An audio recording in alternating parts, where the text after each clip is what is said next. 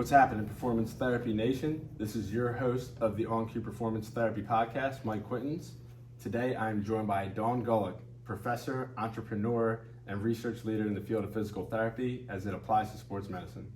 Today we will be discussing the landscape of getting into PT school, what PT school consists of, Dawn's experiences in the field of sports medicine, and her mobile app called iOrtho, as well as a new device on the market as of Monday, the mobil-aider. And I'm looking forward to hearing more about it. I know Dawn's really excited about this new product, as am I.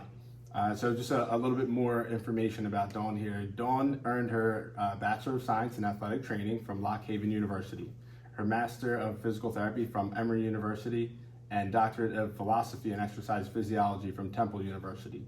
Dawn is also a certified athletic trainer and certified strength conditioning specialist. Dawn is a professor of physical therapy at the Widener University in Chester, Pennsylvania, with over 25 years of teaching experience. As a clinician, Dawn has owned 2 private orthopedic sports medicine practices. She also provides athletic training services from the middle school to the elite Olympic, Paralympic level. As a member of the USA sports team, Dawn has provided medical coverage at numerous national and international events and has been the medical provider for the USA national teams since 1993. Dawn is the author of 4 books. Dawn's a developer of the mobile app called iOrtho Plus, which we discussed earlier. The app has been positively reviewed by numerous organizations and has been adopted by dozens of universities to supplement their orthopedic curriculum. It's sold in over 14 countries. Dawn is also the inventor of an orthopedic device called the mobil-aider, and it has been cleared by the FDA and was launched less than 1 week ago. So, Dawn, welcome to the podcast. It's my pleasure to be here. So some background here. So Dawn probably... No, you don't need to go there. No, I have to. No. And I'm proud to say this. Dawn is a professor of mine. I went to, like I said, the Widener University, and Dawn's been a mentor. Any move I've made professionally and even personally, I've ran past Dawn, and a critic, but like with the critic you want. So we've had plenty of conversations. We've done research together, and it's an honor and a privilege to have you on here, Dawn. So thanks for joining. It's been a fun experience, absolutely. All right, so let's get into this. So what is your role at Widener University? I'm a professor of physical therapy.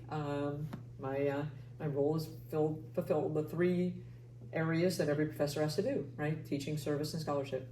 All right, so how many seats how many spots are available at Widener University each year?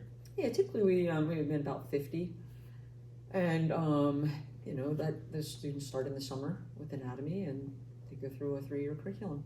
Okay, and so from there, who are these students, right? Like where do they come from?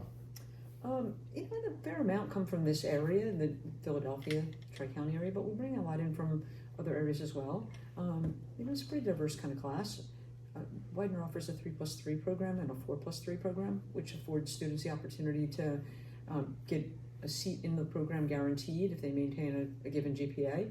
And so with that, that attracts from within house as well. And, to be a smart consumer, you want to control your own destiny.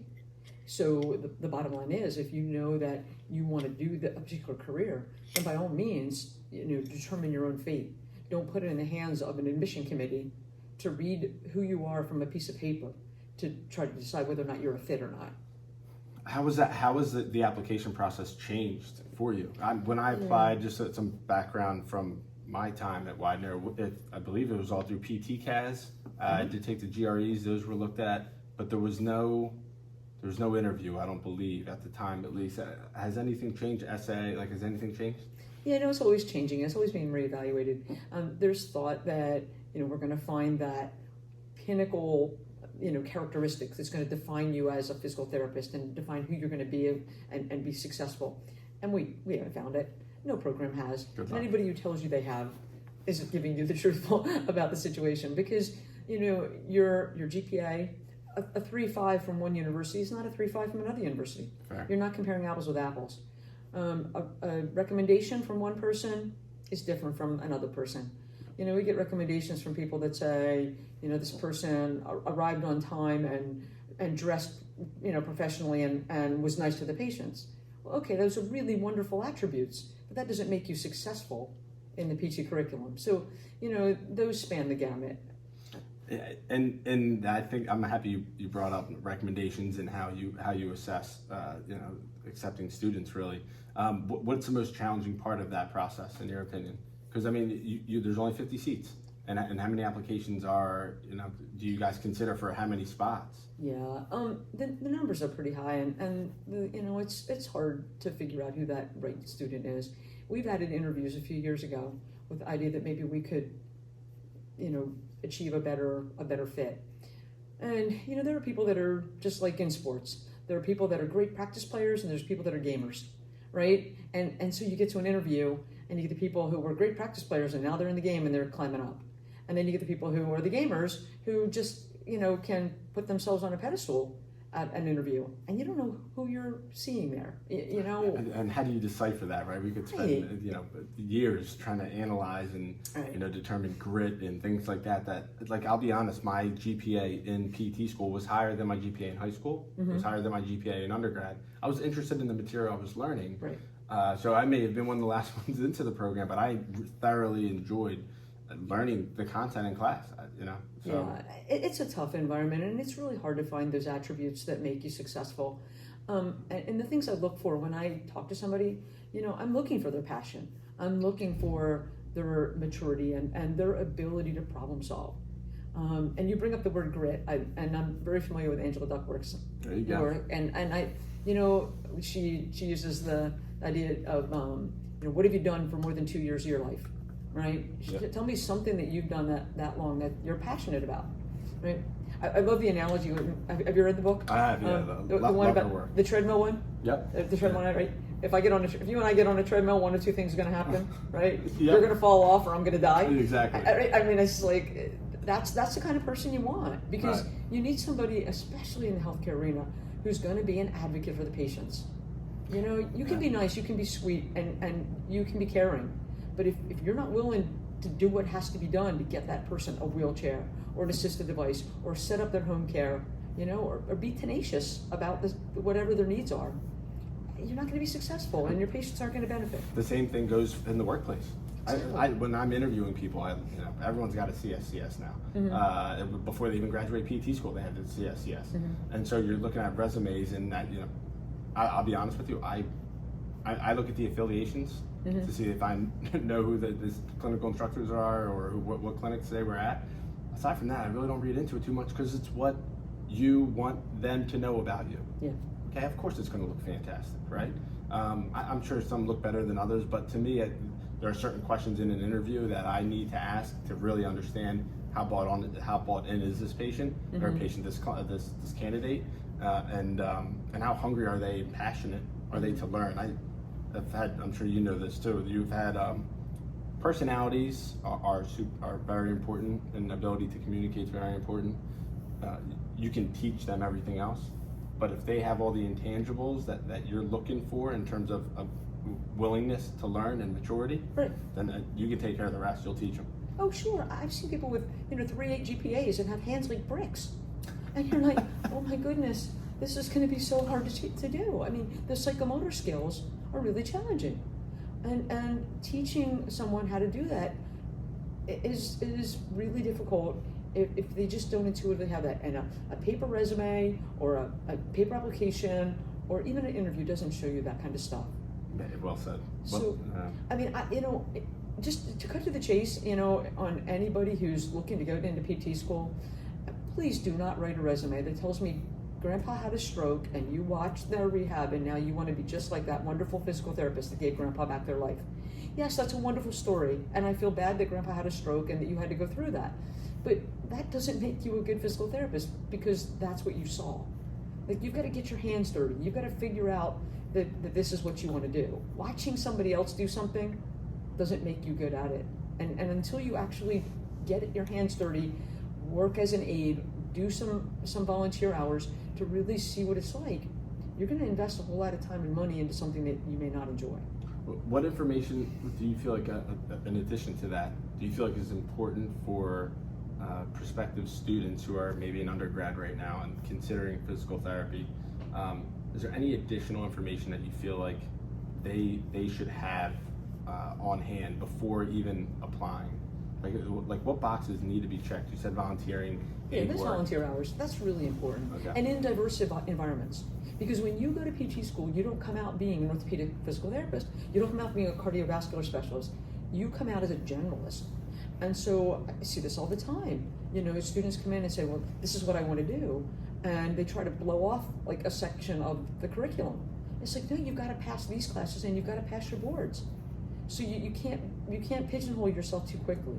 You've got to be open. You probably won't want to answer this, but I'm going to ask it anyway. What separates Widener from any other program in the region? And there's great ones in this area. Absolutely. What separates Widener? You know, what I am happy about in the environment is that everybody is still treating, right? So everyone in our department is still seeing patients, and you're not getting the curriculum taught by adjuncts or by TAs, you know, graduate assistants. It's being taught by faculty who are still in the field. And I think that's important because it's the only way you can stay on top of your game. And so that's an important value to me. I'm going to take it a step further, and I don't think you're going this direction, but I am. There are schools who are ranked top 5, 10, whatever, but nationally ranked, and students see that and they say, I want to go there, and they're ranked. Do you know how they're ranked? Yeah. How are they ranked? Yeah, they're ranked by surveys about what people know about those schools, and they're not ranked based on performance. So it's just not objective data. It is all subjective. And that's unfortunate because people are making a life decision based on that. To me, it comes down to fit, to be honest with you. What is best for, as a prospective student, what's best for your ability to attend class regularly, right? To be engaged, spend extra hours there. There were times I was in the lab, like a lot of students have gone through Widener and other PT schools, where you're in the lab until 9, 10 o'clock at night, just working on material for practical. So. Research is important because I know there's a lot of emphasis on that, and no one knows better than you how important it is. But I would rather learn from someone who's currently treating or knows what it's like to be in the field than someone who's great at publishing research. That's my 2 cents. It's important. Don't get me wrong. Oh yeah, no, I totally agree with you. There's a balance in everything in life, right? And I'm not one to always tell you that I'm good at that. But it is true that that's something that we should be striving for. At Widener, what do you guys do to assure that the physical therapist, that the PT student who's about to be a PT is ready for the workforce? It all comes down to competency-based curriculum. You have to have certain didactic elements that you have to achieve, and you have to have certain, psychomotor skills, and that's obviously, as you know, having come back and been a lab examiner and stuff like that, you have to make sure that they can fulfill the criteria, and so having solid rubrics that are tried and true to be able to assess their abilities objectively. And I think that's really important. And we've talked before about how it's hard sometimes to tell a student that they're not doing well and they're not going to be able to progress in the curriculum or stuff like that. But it is part of our job is to ensure competence of those individuals, both for the profession and the safety of the public. But then ultimately, we're releasing those students into clinical rotations with clinicians like you, who are out there treating, and if we give you somebody who's not competent, that's a huge risk for you. Sure. So we have to do our job in the front end, and then you put the icing on the cake on the back end. Well said. I mean, as clinicians, we have an obligation that when a student is present or is doing an affiliation, and just for you listeners out there that aren't familiar with affiliations, they're essentially like residencies, except you're not getting paid for physicians. So they have to treat, these students have to treat a percentage of their clinical instructor's caseload and deemed competent in treating that percentage of the caseload to graduate that course, so to speak, and move on in the curriculum. So they are treating patients with supervision by the end before they even graduate. They need to be able to do that full caseload without supervision. Correct. Right? Am I missing anything on that? Entry-level competence, you're right. Exactly. And to me, that's different. And I don't think when I tell a patient will call and say, who do you have me working with? I'm like, well, it's with Allie, who's from Chris Wise. Gave me a call and said, hey, I got a stud for you, and she's a new grad. And I get asked that question. Well, how long has she been out of school? Well, she just graduated a few months ago. Well, I'm not working with a new grad. Okay, I understand that, but let me tell you a little bit more about what she had to go through to get to this point. You know, and so I think that gets overlooked. In fact, I like having new grads around because A, they're moldable, they're not stuck in their ways wherever they were working out before, and the other component is they know the latest research out. They may be spending more time in the books and getting the latest research out in their curriculum than I may have access to. You know, I think there was a study that was done a long time ago that was, or not a study, a mockery of studies. It was published in the British Journal of Sports Medicine, and they're known for their sarcasm. That's where the parachute study came in. Have you heard that one? I've heard of the parachute study, not much more than that though. It's a mockery. It's making a mockery of research. It's basically saying, do you really need a study about parachutes with a control group to prove that they work? Right? I mean, so it's just kind of making a mockery of the idea that you know, isn't anecdotal data also important? But that being aside, they did this kind of algorithm one day that said, if you read X number of studies for not Y number of years, you would still be Z number of years behind. And their point was that you just can't possibly have a job, have a life, and keep up on all the literature. So to your point, you know, when you've got a situation where you've got students who have just been taught cutting edge information, because that's my job. That is what I'm paid to do, is to stay on top of that literature. And I use mobile apps to do that. You know, QXMD Read sends me emails every day on the latest literature on certain topic areas that I want, and I'll read those abstracts to decide what literature I want to pull. I'm constantly reading, and I'm staying on top of that. But then I filter that down to the students, who then get that out to you, and that helps. I mean, this should not be a one-way street. When a CI takes a student, a clinical instructor takes a student, it should not be the CI teaching the student all the time. That student should be given something back. Thank you for saying that, because I say it all the time. If you ask me what I'm doing, I'll explain to you what I'm doing. What are your thoughts on that? What do you like to do? Have you been taught anything different? All the time. I know I don't know everything, and there's cutting edge, you know, education going on out there that I'm not privy to. So to me, I want to learn. We signed up for that. Right. So. Well, a wise person knows that the more they learn, the more they realize how much they don't know. Right. Well said. Yeah. What do you make of virtual schools, virtual PT schools? PT's not a virtual profession. I'm sorry. I know that's very succinct and but I mean, I don't disagree. I mean, it's fine. I don't have any problem with doing some courses virtually. Didactic courses can be delivered in a classroom as well as virtually, and that's fine. But you've got to have at least a hybrid element to it.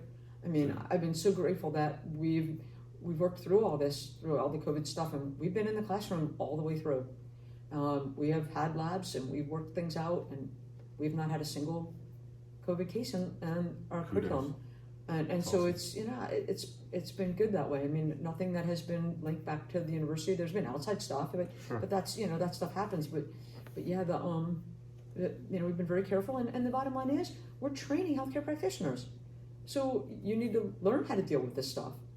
It seems to me that I'm hearing this more and more. I know Baylor has one of these programs, and there's a couple other programs out there, but it's an accelerated 2.5 years, and everything's accelerated now. I did the old school 4+3. We don't have to get into what you had to do, but it is interesting now that the hybrid 2+2, you know, or 2.5 year PT programs that will do months virtual, and then you would go for, you know, a 2-week or a 1-week hands-on intensive lab covering the material that you reviewed.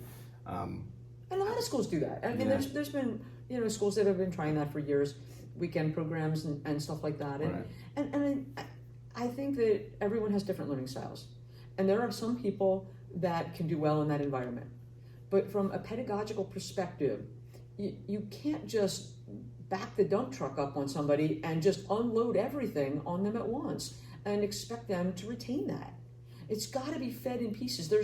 I mean, we've learned this for years about there being a readiness to learn, and you got to feed these things forward. You take 2 steps forward and you take 1 step backwards, 2 forward, 1 back, and you build. You know, it just can't be a dump truck. I'll wrap up this section of the podcast with this one memory I have of Dawn, and this is a good memory. There's a lot of them, but this is a great one. I remember might have been the first day I remember you telling the class that, you know, you guys have all been high performers. That's why you're here right now. Here's the expectation. You don't get less than an 80, and that's not even good enough. But that's passing. So a passing grade is an 80 or better. At least that's what I remember. And then I remember you also saying that when you were in PT school, you never looked at your grades. Oh my gosh, I can't believe you remember that. Oh, listen, I remember. I remember a lot of things, but I remember you saying you didn't look at your grades, right. and I was like, wait, what? But I'm so happy, and now that probably resonates more with me now than ever, because we can't be so results driven, and in a time where everything is about the results, right? Like when you put in the work, no one told you failed. You didn't. No one told you how to retake anything or that you're out of the program. So you continued to go to class, and you knew that you passed. So I truly didn't, and because I felt like I was in an adult learning model. I was there to learn, and if that's the point, then I can learn something from getting something wrong on a test. I can learn something from getting feedback in a practical, and that's fine. I don't need a grade to reinforce that for me. Or validate that it was adequate. I remember people being upset over a 93 or a 92. I was like, I passed. I'm gonna do the best I can, but I'm not gonna get hung up over a 93 versus a 98. It's a difference, So right. No, it's about being a lifelong learner, and you have to subscribe to that. And if you don't, then you really are picking their own profession. Go do something. I don't know. I mean, I'm sure there's plenty of professions out there. The Pythagorean theory hasn't changed in years. You can do math calculations. I don't know, but whatever.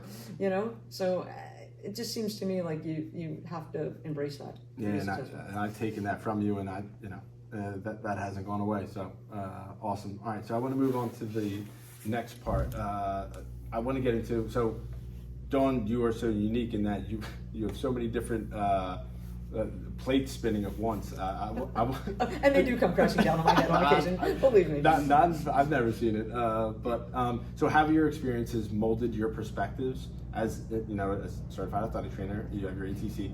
How's your perspective of the fields of PT and athletic training? Like, how have your experiences molded, like, your perspective of those two fields? Like any profession, there's turf wars, right? And I hate when that happens, because there's enough for all of us to go around. And I think that PT and AT is such a wonderful merger. And I wish I could tell you that I was so insightful that I saw that happening, and it wasn't. Sometimes things just happen serendipitously, but I think that I've been able to merge them successfully, and I've enjoyed both aspects of it. Is there any information you feel like it would be important for the naive PT? Naive is probably not the right word, but the blind to what ATCs do, or what ATs do, or what PT, and vice versa, right? So in my opinion, there are times where I think we can generalize or stereotype as PTs, and I'm sure it's done both ways. And the same goes, I've had this conversation with a chiropractor who, rented space in an office that I ran for a little bit, and how there's these turf wars, so to speak. Is there any information, given your experiences, that you feel like I think it's important for PTs to know this or ATs to know this? I think you just hit the nail on the head right there. Is walk in their shoes. Go hang out with them. Go talk to them. Why not? Why not learn more about them, to know them? And that's everything. That's just not professions. That's anything that makes someone different from you. Go make an attempt to learn more about it, so that you can appreciate where they're coming from.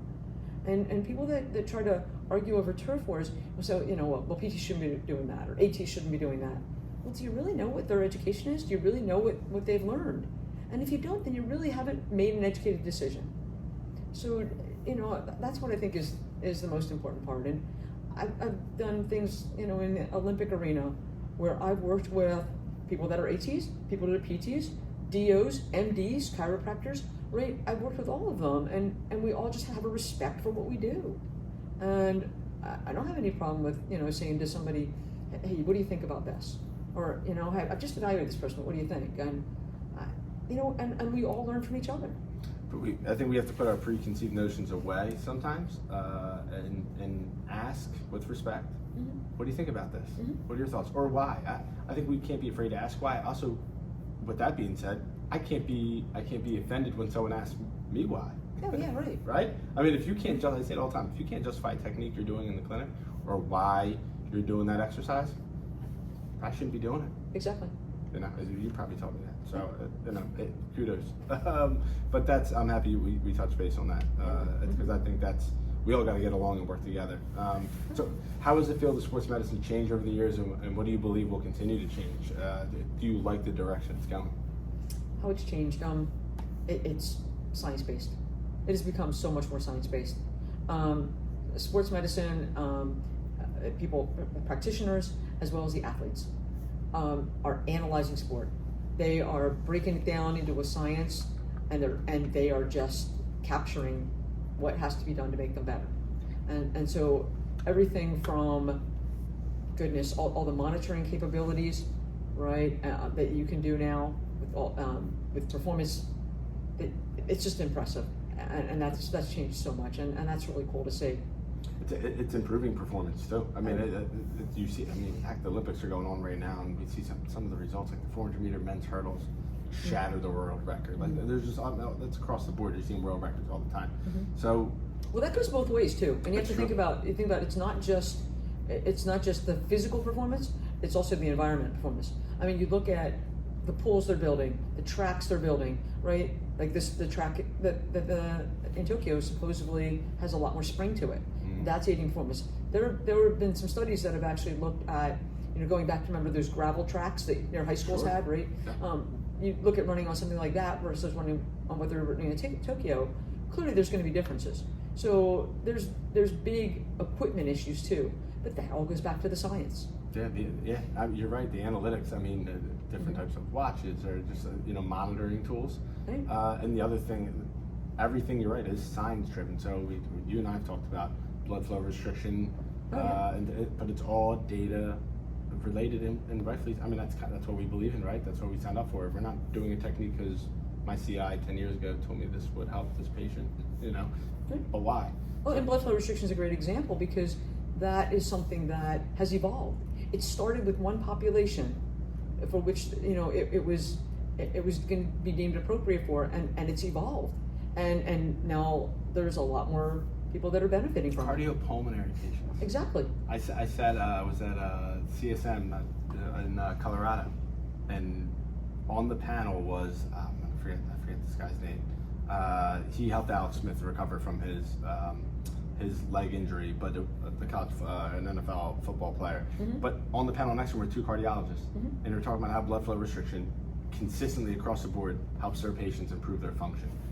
Like it went from hypertrophy and strength to helping cardiopulmonary patients, which you would think, wait, you're going to restrict their blood flow? Right. Well, intuitively, you would think that restricting their blood flow would cause blood clots, but just the opposite happens because of the releasing factors that occur that actually create systemic reduction in blood clots. And so that's where the science comes in. So what you think happens intuitively, if you truly study it, you find, oh my gosh, that's not it at all. Isn't that cool? Like, look what we just learned. And that's a constant process.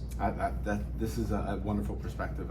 I'm not sure I would have heard the same responses from other people in asking the direction of sports medicine. I think some people would talk business and how that may be changing or in the past, but you're right, the science behind sports medicine has changed so much that the techniques have changed, from PRP and prolotherapy and all these other conservative measures that are out there, and even surgical techniques have changed. I remember you were always an advocate of going to the journal club in the city with that was virtual 3Bs. Oh yeah, I mean, well, now they're virtual, but they weren't before. Yeah. Right, and I remember we would go there, and it was a lot of it was about surgical techniques, and it was cool. I mean, you're seeing the brightest minds in Philadelphia, on stage talking about, and the people in the seats too, and it would get heated sometimes. It was great, talking about the research articles that they were reviewing. What a privilege to to be able to even be present for those. So, you're right. The research is so different, and the techniques are improving. So. Well said. How can the fields of physical therapy and athletic training work better together? I feel like it goes back to communication, but and hanging around each other. But what are your thoughts? Is there anything that you feel like is kind of outside the box?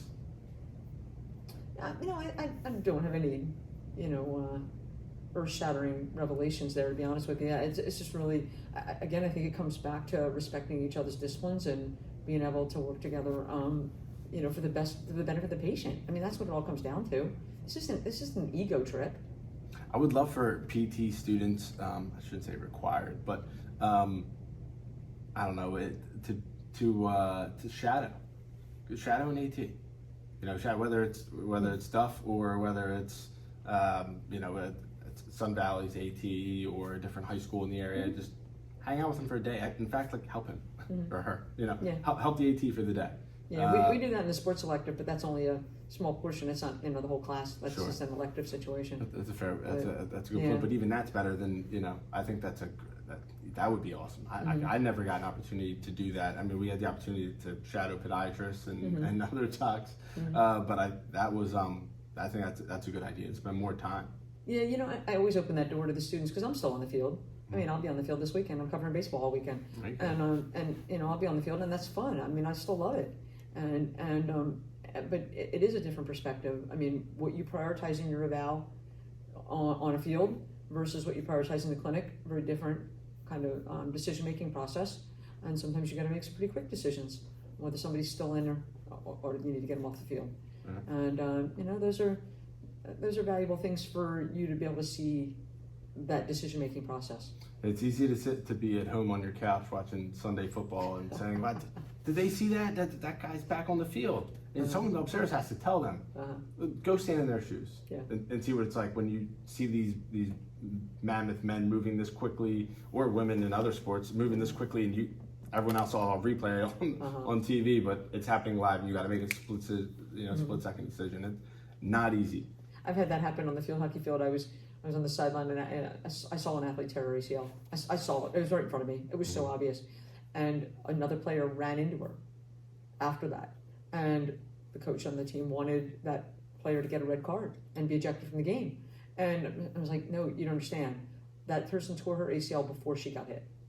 That wasn't the hit that did that. I saw that. It was right in front of me. I said, somebody needs to go back and look at that film. Not now, but later, and you'll see that. I said, that was not the hit that caused that.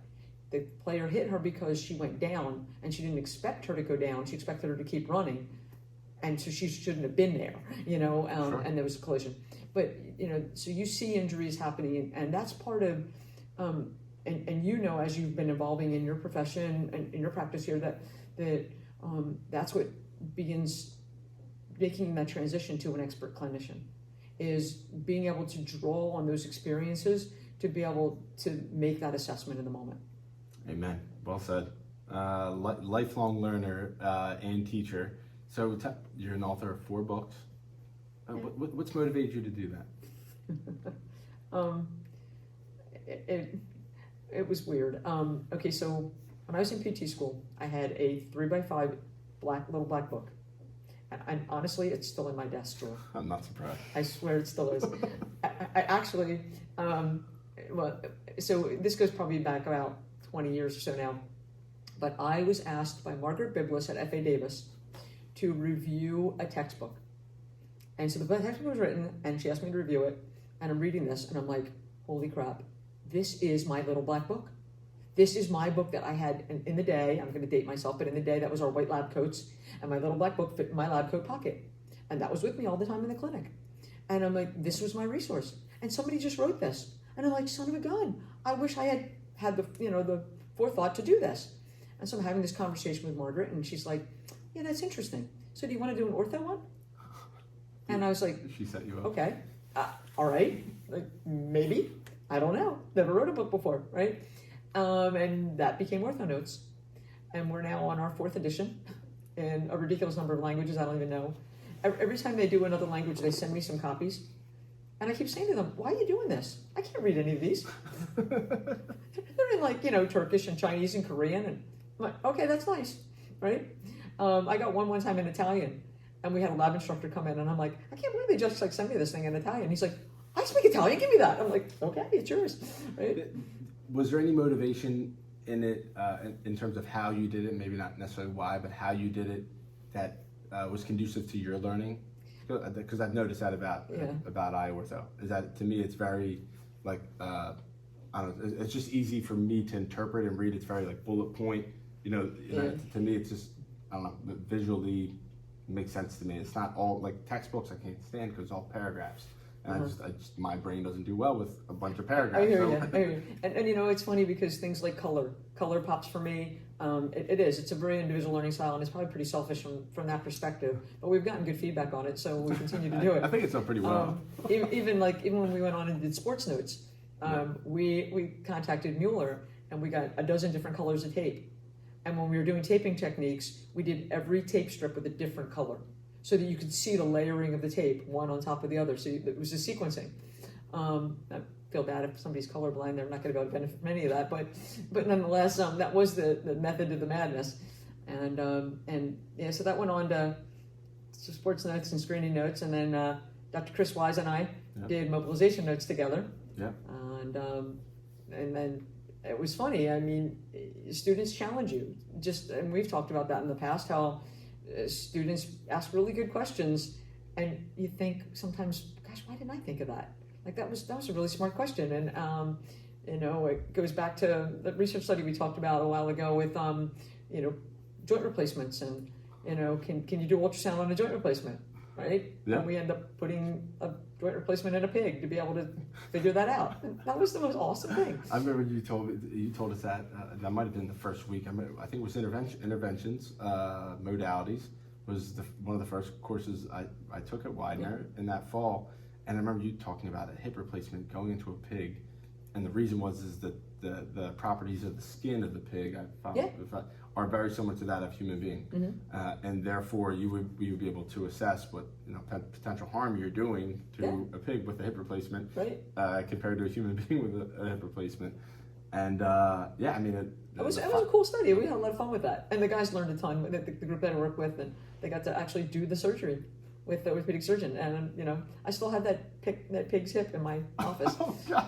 I still do. It's awesome. Oh but no, awesome. That was fun stuff. But you know, those are the kind of cool things that you have the opportunity to explore. And I think if you just put yourself out there enough, and you know, so to that end, I just want to say something about that. Please. Because so I used to say 15, 20 years ago, I used to say when somebody said, "How'd you get to go to the Olympics? How'd you get to do all this Olympic stuff?" Right?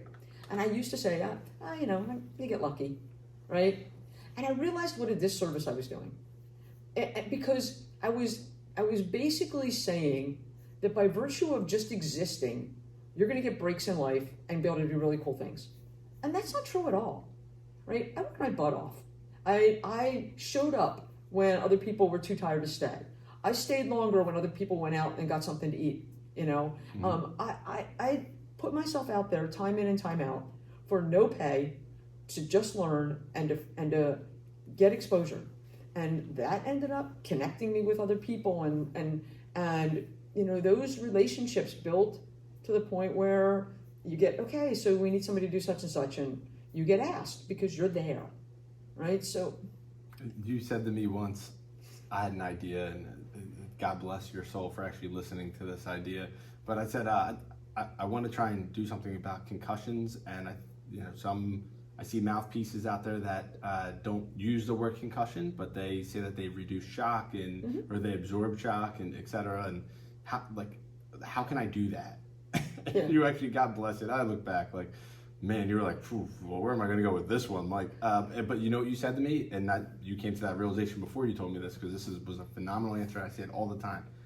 Mike, you can't get what you don't ask for. I remember you said that to me. I was like, holy smokes, that is.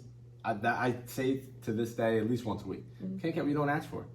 Doesn't mean you ask for something outlandish, but like you gave me a couple of resources to get in touch with and to see if this is something I could get off the ground. Yeah. And unfortunately it never did. But nonetheless, I took that message from you, and I apply it all the time. Can't get what I don't ask for. You know, just because you have a good idea doesn't mean there's a need, and that's always a tough thing with something. You know, you just have to develop stuff. But you know, and I've learned a ton in the past 3 years with the grant that I've gotten from National Science Foundation and the custom discovery process, and trying to figure out what's the pain point, right? Yeah. If someone doesn't realize they have a pain point, then they don't need something to fix it. Well said. Yeah. You know, so what are you trying to do? Just because you can make it doesn't mean you should. And so you have to kind of figure out what are the needs. And I mean, there's a lot of really smart people out there making some really smart stuff. But sometimes the simple stuff is what really is the game changer. In your opinion, you've been able to do a lot of research. I want to know, in your opinion, what is most often overlooked by clinicians that give up on research? Why does it not get done? Because they don't take the first step. They're afraid, right? You can't run a marathon without the first step, right? That's pretty cliche, but the reality is that if you are so afraid of taking that first step, then you're never going to get anything done. I mean, you've got to get out of your comfort zone. If you're in your comfort zone, then you're not taking a risk. If you're not taking a risk, you're not going to do anything great. And that's just, so what, you fail? So what, right? I mean, as long as nobody dies, in the grand scheme of things, sure. So what, right? You learn a ton from your failures. And I've made plenty of mistakes in my life, but my goal is not to make the same one twice. Yeah. Right? Yeah, I'm with you. So, what research project are you most proud of? The pig study was a good one, and that was a lot of fun.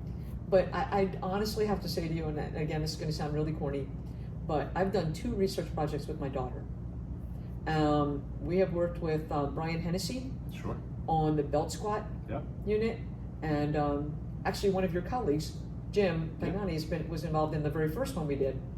I was at that. Yeah. That's where Jim and I had actually met in person. Yeah. And that was a cool study, and it's been fun to publish with my daughter. So. What were the results of the study? Do you remember? Oh yeah, they were the max squat, squat max. I'm sorry, squat max. Actually, did a really good job at particularly engaging the extensors and abductors, which are huge components for ACL prevention. In a closed chain fashion, nonetheless, right? Yeah. So that's what and the weight is distributed below the body weight, right? Below the pelvis, right? Below the pelvis. So your lumbar spine's not loaded, yeah. Right, yeah, as opposed to the back squat, which we're seeing now. I pay attention to the strength conditioning world a ton, obviously, and that's something you're seeing back squat, tossed out. You're seeing straight bar deadlift, tossed out. It's interesting to see that you'll see more front squat or hex bar deadlift, but almost like back squat and straight bar deadlift are almost, it's just the load and the position of the load is, it's just not advantageous to preservation of the spine more than anything else. And as we can get more sophisticated in things like EMG analysis and being able to see exactly which muscles are loaded, and then we can actually target certain muscles with that specific activity. It makes a whole lot more sense. Again, going back to the science, right? So what muscles do you want to target for being specific at or being successful at your sport? Well, then train them the same way. Specificity training. Yeah, we did a study together. We did a couple of them actually. We did the Graston instrument assisted soft tissue mobilization to tolerance to pressure following performing the technique on the upper trap. And we had, I forget the name of the machine, but essentially it assesses the amount of force you apply. It's a dolorimeter. That was my job to use that. Yeah. But we had ideas, and you're like, all right, what do you guys want to do? And we presented different ideas. You're like, all right, let's do it. I'm like, wait, you're like, this is your world, and you're just going to listen to us kids? And we did it. That's cool stuff. Oh, it was awesome. It was cool. So I have another study I want to do with that. It's really cool. I got to figure out how to do it though. We'll do it off the air. Oh, you want? Okay, you want? Oh no, I want to be able to figure out how we can measure the pressure that's being distributed through an instrument-assisted tool. Because then we can measure. If we can measure angles can be measured easily with accelerometers. Sure. We got to figure out the pressure on the force gauge. How we can do that as we're delivering the technique. And then we can actually determine the depth of that we can get to with the tissue. What's a handheld dynamometer do? Yeah, that measures force, but they're too big.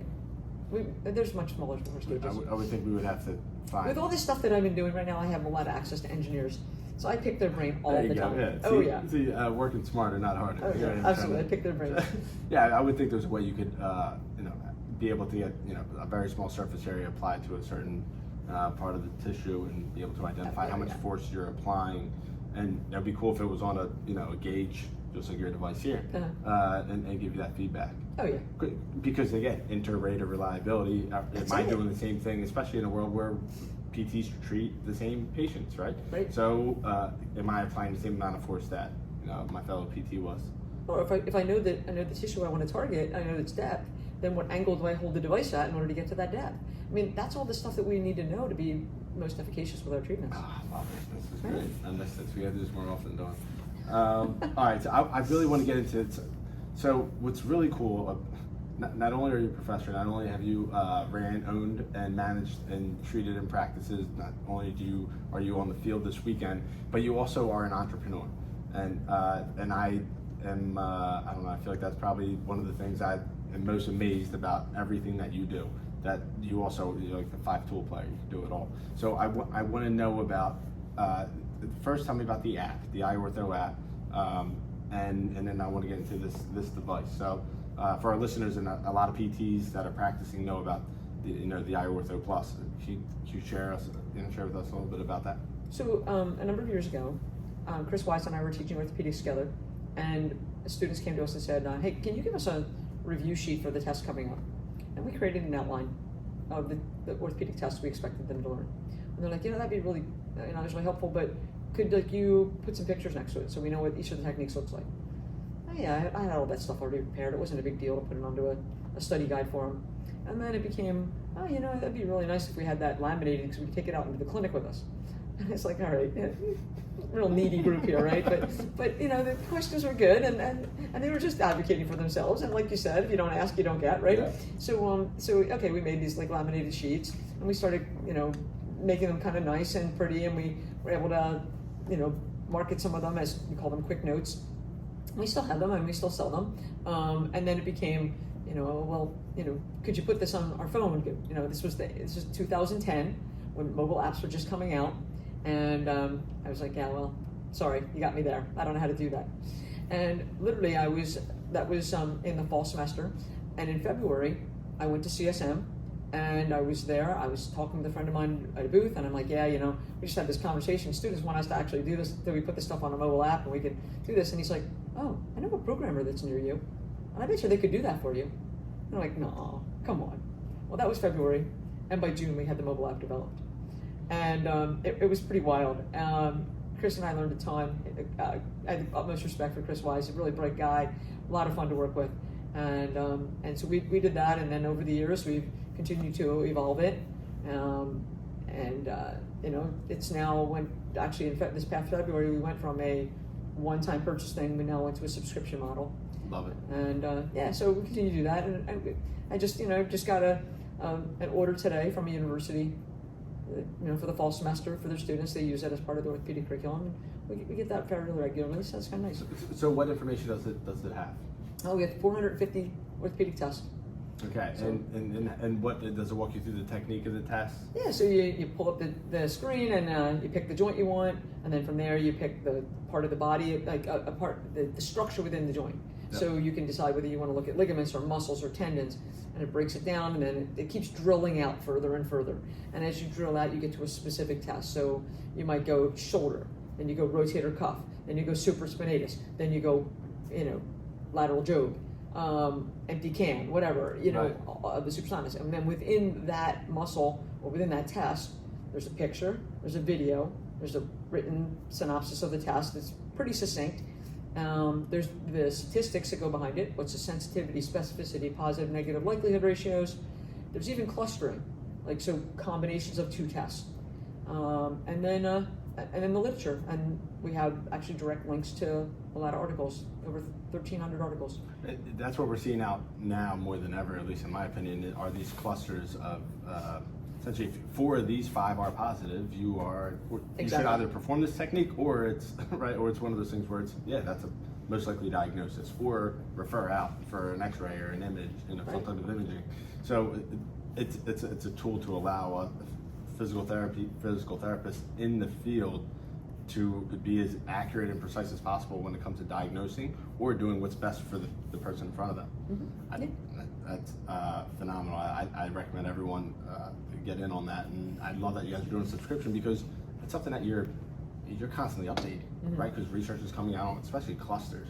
I mean, there's, if the research supports it, why aren't we doing it? We can't just put all our weight into, the lateral droop test being positive or negative, right? Right, so. And no time would one test ever be the diagnostic tool.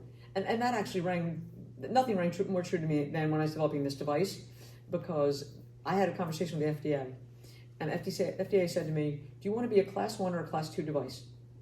And I've learned, you answer a question with a question, right? Why would I want one over the other? Well, if you're class 2, you can say you're a diagnostic tool, but you're going to be held to this level of standard, but you can say you're a diagnostic tool. That can be one of your claims. But if you are happy being a measurement tool, then you could be a class 1. You won't be held to the same rigor in terms of clinical trials, but you would be a measurement tool. And I'm like, I'm a measurement tool. That's what I am anyway. Because no single test that you ever do with this device is going to be a diagnosis. Like, that's just foolish as a clinician to ever think that one test is a be-all or end-all. I'm so happy you said that. I have patients all the time. Should I get an MRI? Is that going to tell me what's really going on? It's a piece of the puzzle. Right. You know, even if you walk in with the MRI, it's a piece of the puzzle. It has to support what we're finding in the clinic when we're doing our diagnostic tests. And good for you saying that, because I feel like the attraction would be like, oh, this thing is that accurate and that precise, it's going to be able to diagnose something. And it is that accurate and that precise, but I'm not going to say that, because here's the bottom line, right? You looked at MRIs, right? MRIs, it's a snapshot. Sure. It is a static image. It tells you nothing about how you perform function. A non-weight bearing static image, right? Exactly. Yeah, right. So we know there's people that have ACL tears that are copers. Sure. We know people that have chronic ankle sprains, right? That they have aberrant movements, and that doesn't show up on MRI. Yep. It's that's we need things that are going to give us dynamic performance, because that's what happens when we move. And there's not too many tools, and we're seeing more of them out.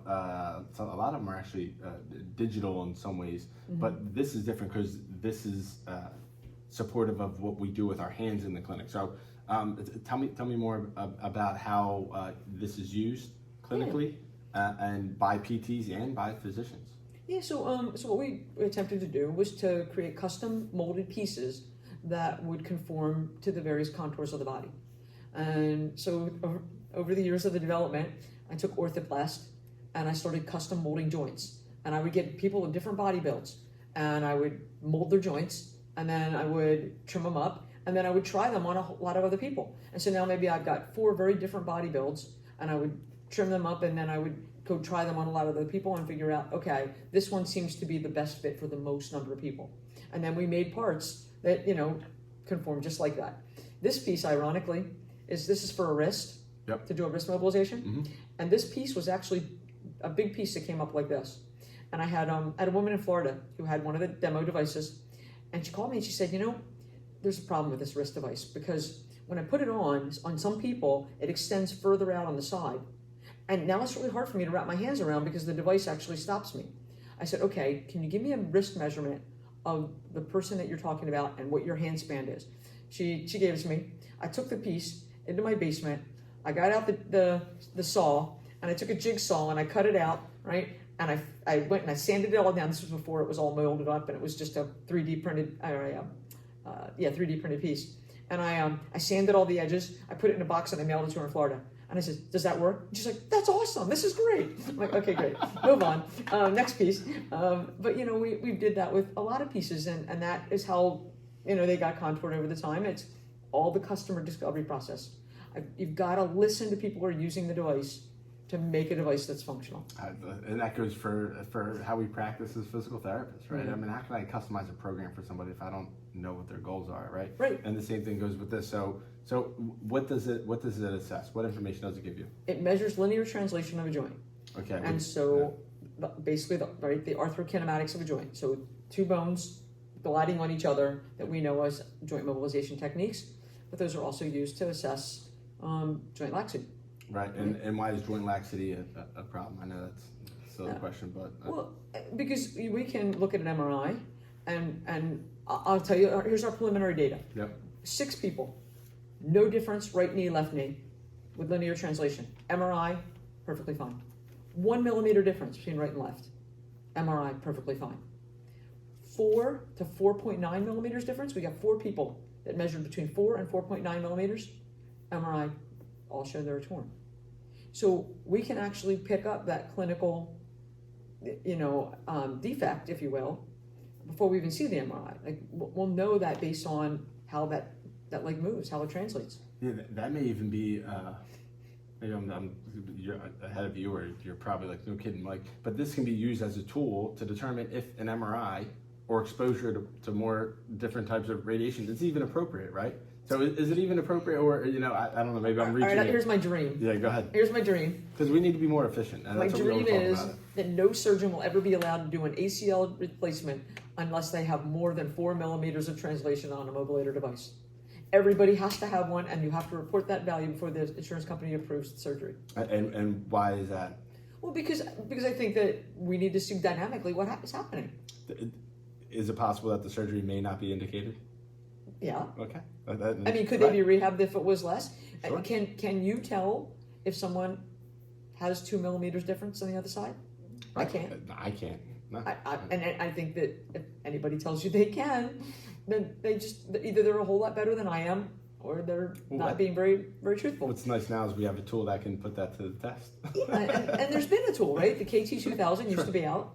It went off the market in 2012, but it was this monstrosity of a device that fit in a roller bag, right? I can put this thing in a tiny little box that you can take out on the field. Well, and you've used it on me, on my knee, and it's a forceful device that isn't. I don't remember it being like with this tool, like you can work into the end range. Right. That was boom, like it was like a force. It was a thrusting maneuver. maneuver. It was a thrusting maneuver, and then whatever the calculation was, would come up. But this is different in that this not only assesses laxity, but it also offers feedback to clinicians. Right. On how much force they're like with this tool. I can think of so many applications for it. We've already talked about a bunch of them. Yeah. What direction do you see this going? Do you feel like this is?